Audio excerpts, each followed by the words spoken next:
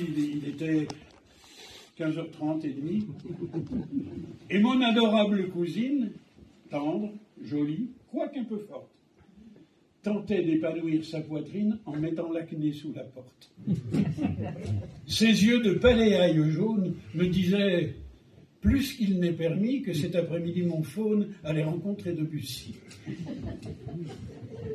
La saveur douce des broussintes et celle des fornicotins, mêlée au relent des absinthes, nous conduisit au vieux moulin.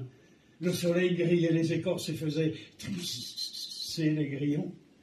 Le ruisseau charriait de l'amorce, on devait pêcher en amont. J'en étais resté aux sucettes et aux bêtises de Cambrai. Elle, c'était les masturbettes, les friandises qu'il lui fallait. Je me suis couché sur le dos et quand elle a posé sa main, j'ai eu honte du chapiteau que faisait mon maillot de bain. Était-ce ou non l'odeur des fauves de l'intime ménagerie montant de sa culotte mauve qui me fit rugir moi aussi, mais j'ai dû aimer une sainte, je me trouvais si près de Dieu. Grâce à lui, elle fut pas enceinte, j'ai tout envoyé dans les cieux.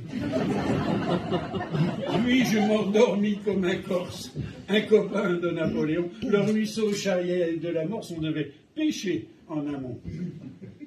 Quand le vent rouvrit mes paupières en séchant mon maillot trempé, j'étais seul devant la rivière. Elle n'était plus à mes côtés, mais à genoux au pied d'un saule. Oh, la salace allégorie, tenant une drôle de Gaule et d'une autre catégorie.